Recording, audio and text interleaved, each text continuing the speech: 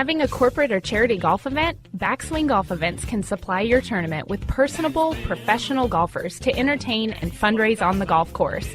They can accommodate any size group, whether it be 3 players to 500. They are your team. From range lessons, Beat the Pro, and Pro-Am style roaming, they're making lasting memories one swing at a time. So make sure to check out backswinggolfevents.com or call us direct at 661-316-3093 and book your pros now.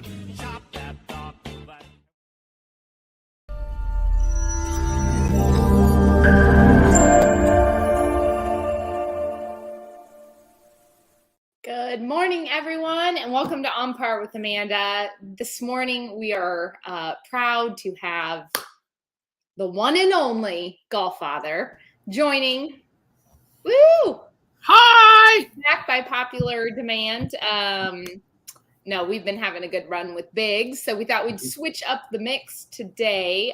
So I want to talk about the PGA Golf Tour has announced that they are doing a new format for 2024, and they are basically changing up the script. And whether or not they come out and say it's because of LIV, we all know that it is.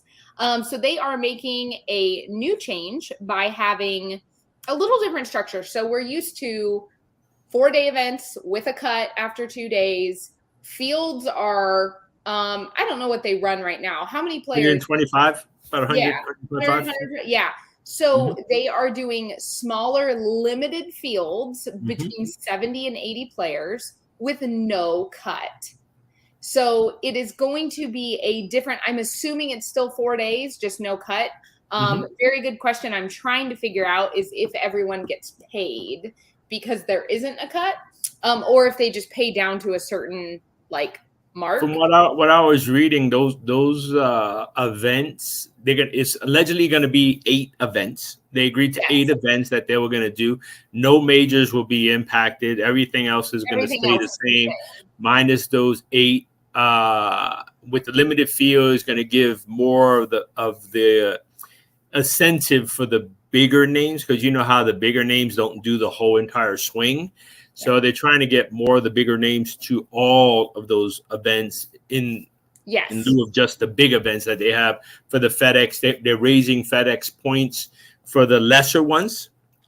This way it's more incentive for the people that do participate.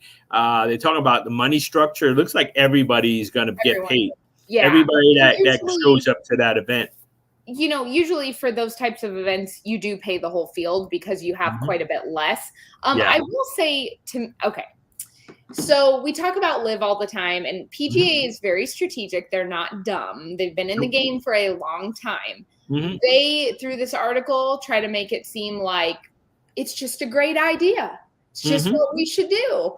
But we all know that there is influence because of LIV Tour. Even some of the players like Rory even made the comment that, you know, we've had no cut events before. The reason that they're popping up and now becoming a big deal is because LIV is right there. But I personally think, and this is just my opinion, so we all watched the first televised LIV Tour event that Biggs and I had talked about last week. And I think there was a delay, but the ratings finally came out, and it was like 3.2 million followers. It was, the ratings were good. And I think PGA Tour went, oh boy.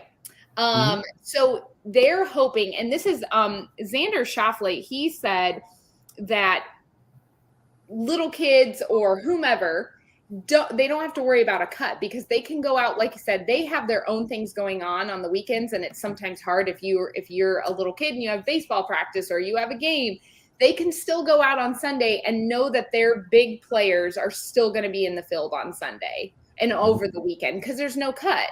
So I think it's a great way for the PGA Tour to get more people involved on Sunday golf that maybe normally weren't there because their favorite player got booted before the cut. Okay. I can agree with that, but are the PGA players still going to be as unfriendly on the golf course during those rounds as they are now. You know what I mean? We've always spoken before.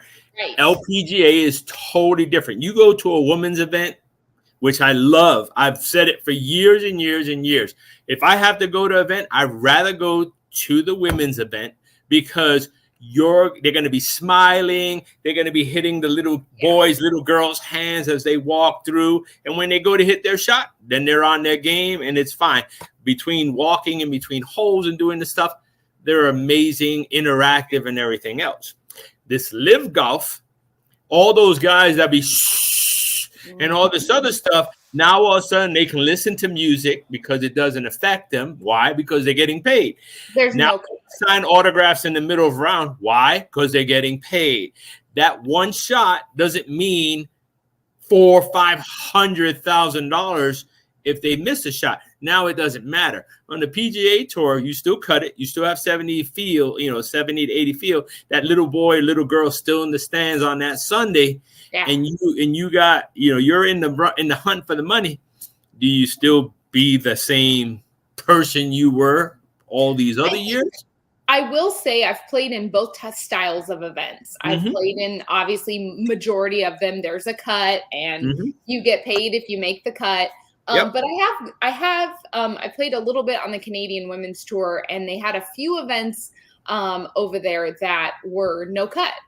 And everybody in the field gets paid. And I will say that I played differently because I wasn't fearful of it. Like, even though you can still lose money and you can still come in and not make hardly anything, it's just a different mindset. So I'd be interested, to your point, to see if they kind of lighten up a bit out there.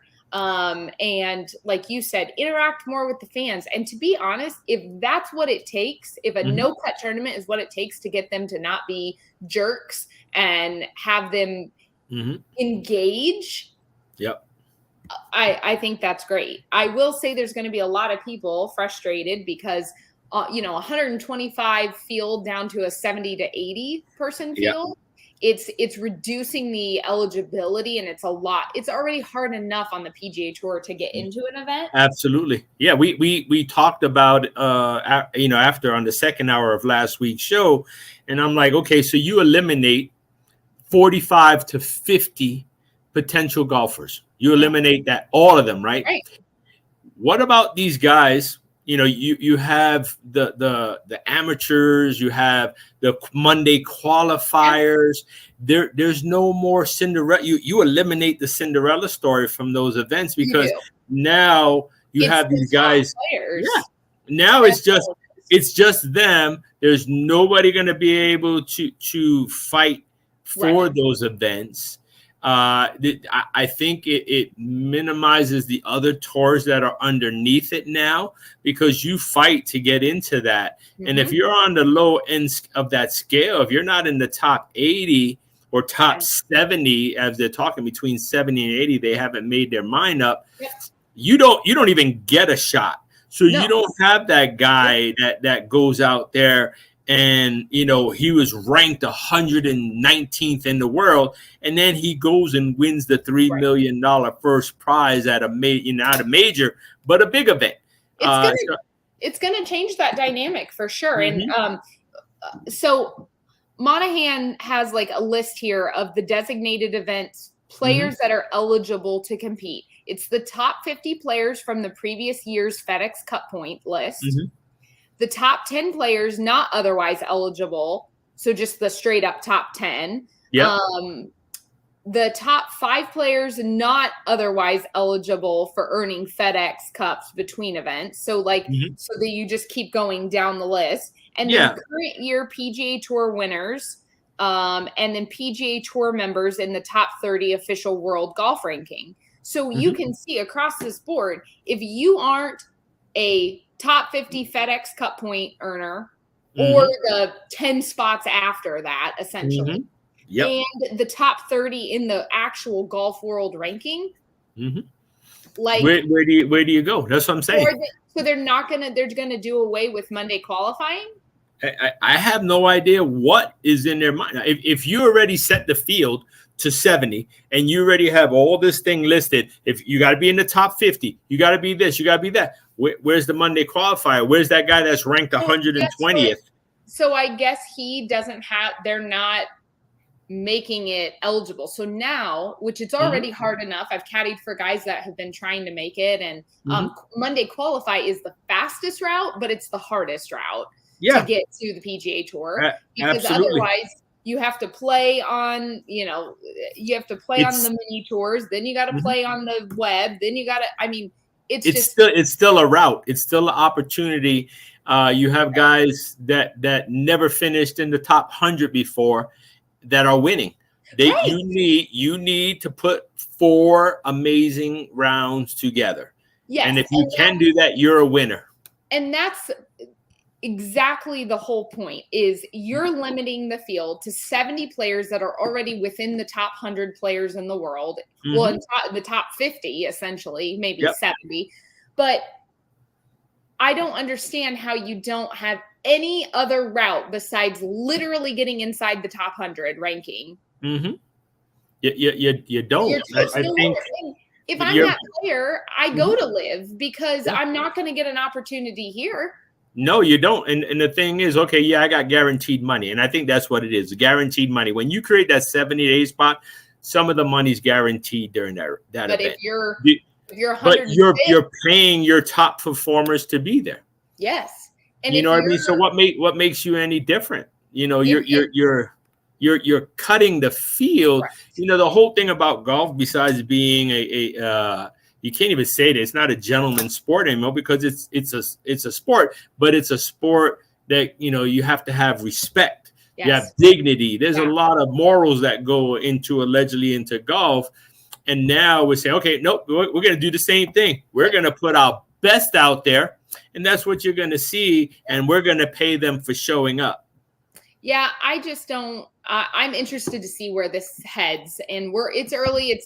We're a long ways from 2024, but and we'll keep you posted as the updates roll out. Those of you at home, thank the Golf Father for joining me today, and make sure to write in and keep in touch through Instagram, @RobertsonGolf. Write into the show. We love hearing from you, and until next week, keep swinging for par.